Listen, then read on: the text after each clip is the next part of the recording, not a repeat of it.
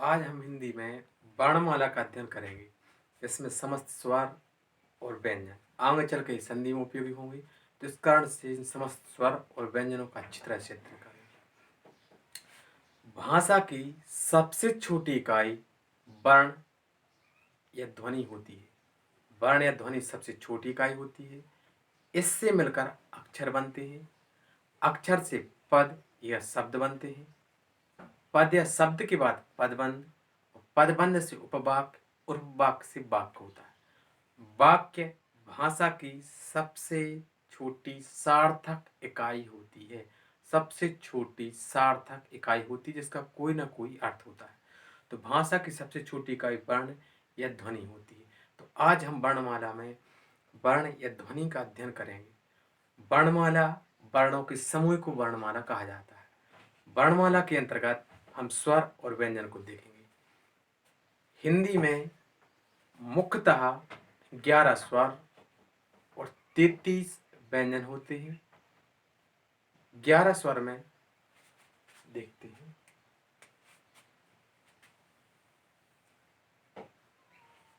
आ, बड़ा आ, ई, ऊ, ऋषि, ए,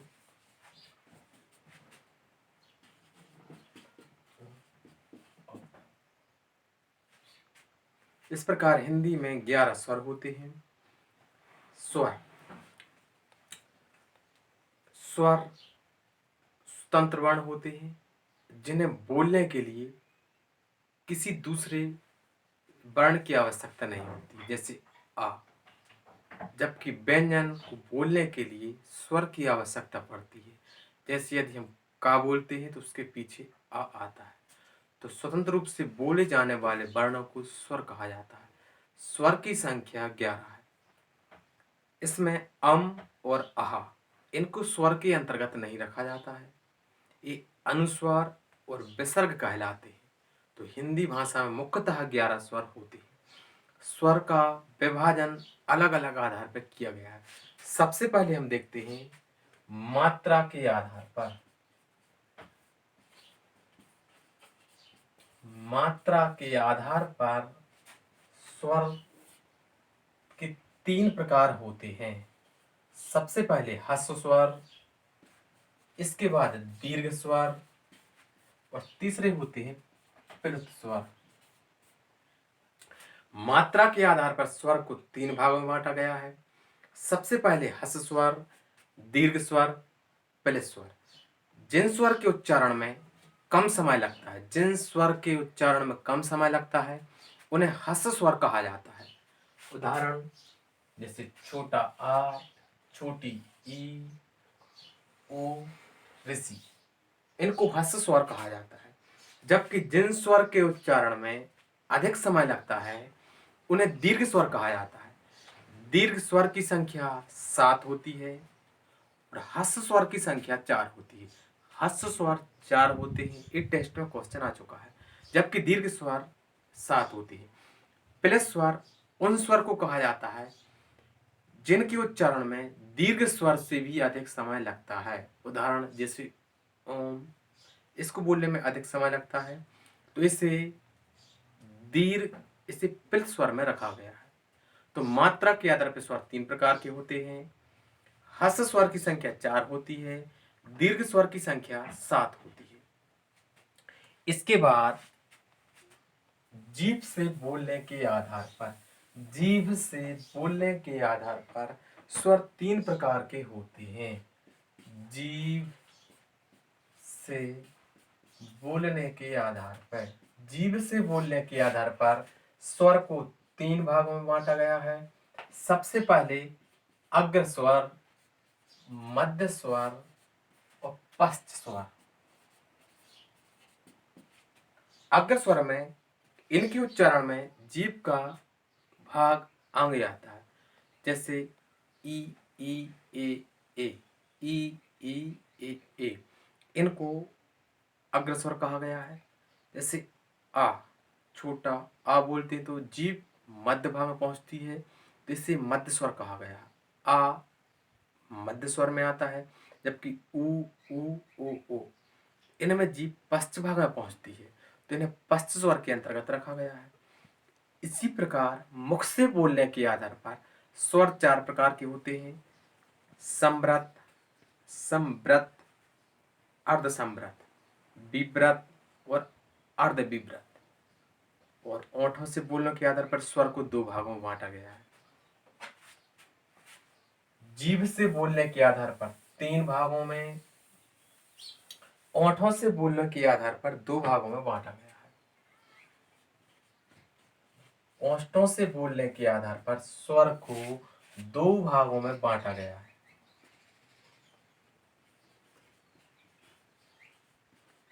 आवृतमुखी और विव्रतमुखी।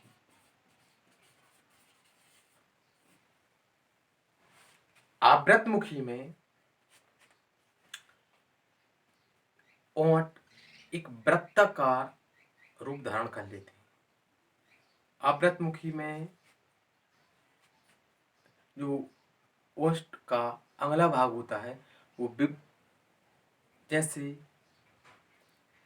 आ ई इनको आवृतमुखी कहा गया है।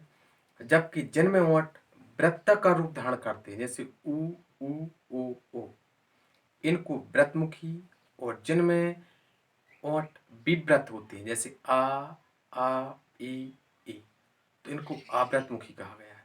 तो इस प्रकार ओंठों से बोलने के आधार पर स्वर 2 प्रकार के होते हैं, जीभ से बोलने के आधार पर 3 प्रकार के, मात्रा के आधार पर स्वर 3 प्रकार के होते हैं, और मुख से बोलने के आधार पर स्वर 4 प्रकार के होते हैं। और स्वर स्वतंत्र रूप से बोले जाने वाली ध्वनि है। स्वर की संख्या 11 है। अब बात करते हैं हम व्यंजन की। व्यंजनों की संख्या मुख्यतः 33 मानी गई है। व्यंजन स्वर की सहायता से बोले जाते हैं। कोई भी व्यंजन बिना स्वर की सहायता से नहीं बोला जा सकता है। जैसे का, खा, गा, खा, चा, छा, च, छ, टा, ठा, डा, ढा, ता, था, ता, था, ना, पा, फा, पा, भा, मा। व्यंजन मुख्यतः 4 प्रकार के होते हैं। पहला भाग होता है स्पर्शी व्यंजन, इसके बाद अंतःस्था व्यंजन, इसके बाद ऊष्म या संघर्षी व्यंजन और संयुक्त व्यंजन। तो व्यंजनों को मुख्यतः 4 भागों में बांटा गया है: स्पर्शी व्यंजन, अंतःस्था व्यंजन, ऊष्म या संघर्षी व्यंजन, और चौथे हैं संयुक्त व्यंजन। स्पर्शी व्यंजन को 5 भागों में बांटा गया है। स्पर्शी व्यंजनों की संख्या 25 मानी गई है। शुरुआत के जो व्यंजन हैं वो स्पर्शी व्यंजन के अंतर्गत रखे गए हैं। जैसे इनमें सबसे पहले जो कावर के होते हैं, एक कंठ से बोले जाते हैं, तो एक कंठ वाले व्यंजन होते हैं। कंठ। एक तालु से बोले जाते हैं, तो एक तालु। ये मूर्धन्य। ये व्यंजन दंतुष्ट होते हैं, और ये व्यंजन ओष्ठ व्यंजन होते हैं। तो इस प्रकार स्पर्शी व्यंजनों की संख्या 25 है, और स्पर्शी व्यंजनों को 5 भागों में बांटा गया है, जिनमें कंठ, तालु, मूर्धन्य, दंतोष्ठ और ओष्ठ। प्रत्येक वर्ग में 5-5 व्यंजन होते हैं। कंठस्थ वर्ग में शुरुआत के जो 5 व्यंजन होते हैं वो कंठस्थ होते हैं। इसके बाद के व्यंजन तालव्य के अंतर्गत आते हैं। इसके बाद मूर्धन्य, इसके बाद दंतोष्ठ और उसके बाद ओष्ठ व्यंजन होते हैं। अब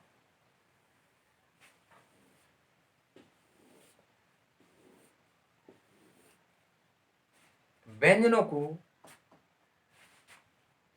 घोष के आधार पर 2 भागों में बांटा गया है: अघोष व्यंजन और सघोष व्यंजन। अघोष और सघोष। प्रत्येक वर्ग का पहला और दूसरा, प्रत्येक वर्ग का पहला और दूसरा वर्ण अघोष होता है। इसके बाद तीसरा, चौथा, पांचवा ये सघोष होते हैं। प्रत्येक वर्ण के पहले और दूसरे अघोष या इन्हीं को घोष कहा जाता है, अघोष या घोष होते हैं। और इसके बाद के जो व्यंजन होते हैं वो सघोष व्यंजन कहलाते हैं। प्रत्येक वर्ग, जैसे तालव्य वर्ग में चा और छा अघोष व्यंजन है, ता और था अघोष व्यंजन है। प्रत्येक वर्ग का पहला और दूसरा व्यंजन अघोष होता है, जबकि तीसरा, चौथा, पांचवा सघोष होता है। तो घोषत्व के आधार पर व्यंजनों को दो भागों में बांटा है, अघोष और सघोष। इस प्रकार कुल अघोष व्यंजनों की संख्या स्पर्शी व्यंजनों में 12 होती है, जबकि सघोष व्यंजनों की संख्या 10 और ये होती है 15। उसी प्रकार प्राणत्व के आधार पर व्यंजनों को दो भागों में बांटा गया है। प्राणत्व के आधार पर व्यंजनों को दो भागों में बांटा गया है, अल्प प्राण और महाप्राण। अल्प और महाप्राण। अल्प प्राण प्रत्येक वर्ग का पहला, तीसरा और पांचवा, प्रत्येक वर्ग का पहला, तीसरा, पांचवा अल्प प्राण, जबकि दूसरा और चौथा महाप्राण होते हैं। प्रत्येक वर्ग का पहला ये अल्प प्राण होगा, ये भी अल्प प्राण है और ये भी अल्प प्राण है। प्रत्येक वर्ग का पहला, तीसरा और पांचवा अल्प प्राण व्यंजन होता है, जबकि दूसरा और चौथा महाप्राण होते हैं। दूसरा और चौथा महाप्राण व्यंजन होते हैं। प्रत्येक वर्ग का अंतिम व्यंजन नासिक भी कहलाता है। तो जो अंतिम वर्ग का व्यंजन है इसको नासिक बोलने के कारण इनको नासिक व्यंजन कहा जाता है। तो हर वर्ग का पहला अंतिम व्यंजन नासिक होता है, पहला, तीसरा, पांचवा अल्प प्राण होता है, दूसरा और चौथा महाप्राण होता है। तो स्पर्शी व्यंजन समाप्त हो गए। इसके बाद इनको अलग से एक वर्ग में और रखा गया, जैसे ये तो एक का वर्ग वाले, एक चा वर्ग, एक टा वर्ग, एक ता और एक पा वर्ग। इसी के आधार पर व्यंजन दो प्रकार के और होते हैं।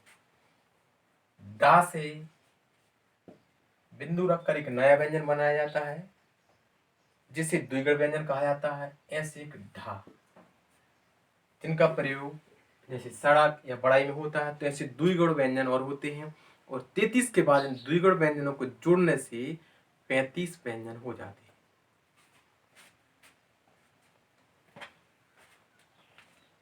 जबकि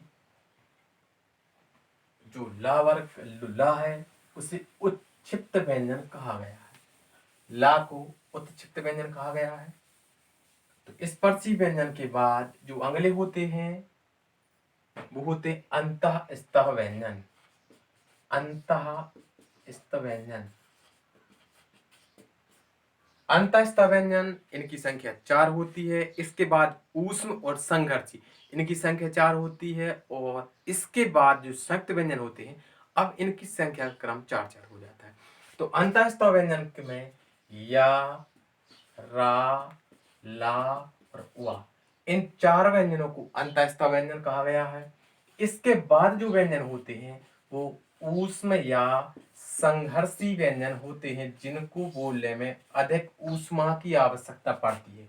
तो वा के बाद जो व्यंजन आते हैं वो ऊष्म या संघर्षी व्यंजन कहलाते हैं। सा, सा, सा और हा इन व्यंजनों को ऊष्म या संघर्षी व्यंजन कहा गया है। तो इस प्रकार अंतःस्थ व्यंजन की संख्या 4 होती है, ऊष्म और संघर्षी व्यंजनों की संख्या भी 4 होती है।